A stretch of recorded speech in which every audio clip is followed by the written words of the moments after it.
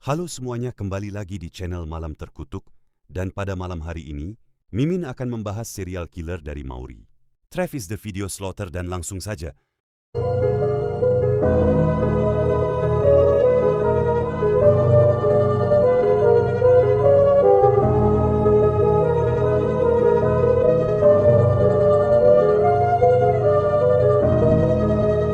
Mauri Troy Travis alias si pencekik jalanan atau si pembunuh rekaman video adalah seorang pembunuh berantai dan pemerkosa berantai Amerika yang produktif, yang telah membunuh puluhan wanita kulit hitam Amerika di seluruh wilayah Amerika Serikat.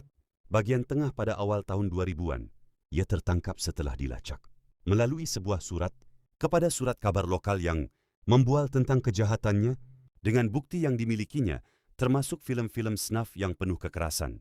Mimin di sini akan membahas tentang latar belakangnya terlebih dahulu ya. Dalam kasus ini Mauri latar belakangnya sebelum menjadi kriminal masih belum banyak yang bahas, gak seperti kasus pembunuhan lainnya yang biasanya latar belakangnya itu kelam, lingkungan atau lainnya. Tapi di sini Mimin menemukan sedikit latar belakang cerita tentang Mauri yang dimana dia itu sebelumnya mengalami masalah perceraian orang tuanya di tahun 1978.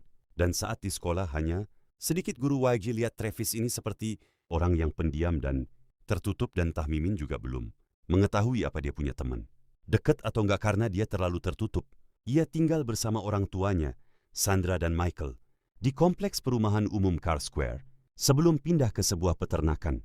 Di Ferguson dia juga akrab terhadap tetangga-tetangganya dan bahkan dia selalu kasih tahu tips bagaimana cara kerja peralatan sehari-hari supaya bisa dipakai. Bahkan dalam olahraga pun, dia sering sebagai pemain cadangan sebanyak 2 kali, bekerja sebagai asisten medis, supir truk, dan sukarelawan panti jompo.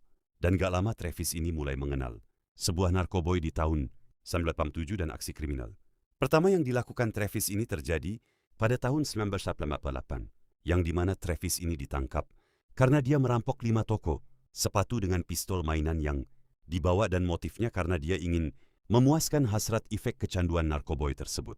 Dan dia mengaku bersalah dan dijatuhi hukuman 15 tahun penjara dan rehabilitasi. Dan waktu pemutusan hukuman itu perwakilan dari AS William L. Clay mengajukan banding untuk keringanan hukuman untuk si Travis, dan alasannya itu karena waktu itu di dalam penjara tersebut sudah penuh sama orang-orang yang kena kasus pemerkosaan narkoboy, dan surat banding tersebut diterima oleh pengadilan. Jadi Travis hanya dijatuhi bebas bersyarat. Setelah menjalani 3 tahun 5 bulan penjara tersebut, hanya menjalani 2 kali hukuman lagi karena tuduhan narkoba. Ia mengambil beberapa pekerjaan di restoran selama bertahun-tahun, bekerja sebagai pelayan di Hotel Mayfair selama masa pembunuhan. Rekan-rekannya menganggapnya sebagai pendukung anti narkoba dan sering membicarakan mekanik mobil dengan mereka.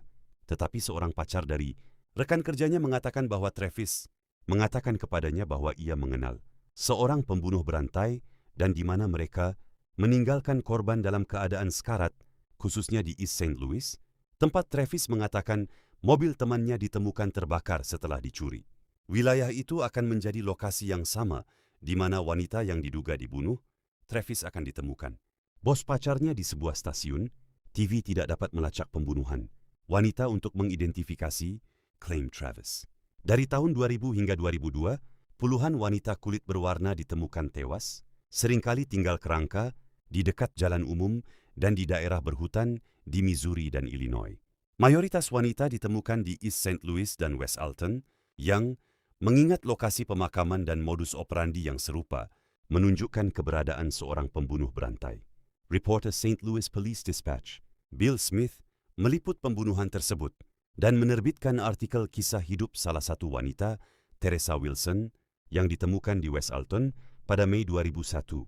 Pada Mei 2002, sebuah surat anonim dikirim ke Smith menuntut agar ia terus menulis tentang para korban jika ada yang ingin mendapatkan pengakuan Travis atas pembunuhan lainnya. Surat itu menyertakan peta dengan tanda X yang mengarah ke tulang-tulang seorang wanita yang identitasnya masih belum diketahui. Surat itu melaporkan bahwa dia adalah orang ke-17 yang dibunuh Travis, dan alamat pengirimnya hanya tertulis I Thraldom, sebuah situs web tentang perbudakan. Peta tersebut diidentifikasi sebagai hasil cetakan dari Expedia.com, sehingga karena FBI terlibat dalam kasus ini, mereka meminta catatan tentang siapa yang menggunakan situs tersebut. Untuk mendapatkan peta, mempersempit rentang waktu menjadi antara 18 Mei dan 21 Mei, yaitu tanggal rilis artikel dan cap pos surat tersebut. Alamat IP. Travis diidentifikasi sebagai satu-satunya komputer yang menggunakan peta tersebut dan dia ditangkap di rumahnya, mengakui bahwa dia tahu mengapa polisi menahannya.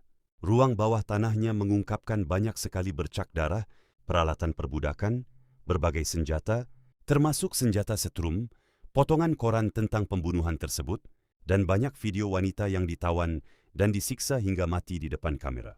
DNA Travis yang diuji, dari kaleng soda yang diberikan polisi kepadanya sebagai minuman selama interogasi, cocok dengan sampel air mani yang diambil dari pemeriksaan pemerkosaan yang dilakukan pada Yvonne Cruz dan Brenda Beasley, dua wanita yang ditemukan tewas dibunuh pada pertengahan tahun 2001. Seorang wanita ketiga, Betty James, diidentifikasi dalam film-film sadis Travis dan melalui jejak ban mobilnya di kakinya. Polisi di Atlanta, Georgia, juga ingin menginterogasi Travis terkait pembunuhan 6 wanita pada tahun 1994 saat ia tinggal di kota tersebut. Travis menghadapi dakwaan federal dan ditempatkan di penjara daerah di mana ia berada di bawah pengawasan pencegahan bunuh diri. Pada 10 Juni 2002, 3 hari setelah penangkapan Travis. Ketika para penjaga melewatkan 2 pemeriksaan berturut-turut, Travis menggantung dirinya dengan spray selnya. Travis menargetkan perempuan kulit hitam Amerika, biasanya dari kelas bawah dan berisiko tinggi. Dengan cara yang tidak diketahui, ia akan menculik mereka dan menahan mereka di ruang bawah tanahnya, mengikat mereka dengan peralatan perbudakan, memperkosa dan menyiksa mereka selama masa penahanan sambil merekam kekerasan tersebut dalam video. Rekaman tersebut mengungkapkan bahwa Travis memaksa para perempuan untuk menyebutkan nama mereka di depan kamera, serta mengucapkan kata-kata terakhir kepada orang-orang yang mereka cintai. Travis membunuh setiap perempuan dengan mencekik menggunakan tali, termasuk ikat pinggang, kemudian meninggalkan jasad mereka di pinggir jalan dan di lokasi alam terpencil, kadang-kadang menguburnya. Travis mengaku telah melakukan setidaknya 17 pembunuhan dalam suratnya. Dia telah terbukti terkait dengan 12 wanita dan dicurigai membunuh 20 wanita di wilayah 2 negara bagian, tempat dia terutama beroperasi.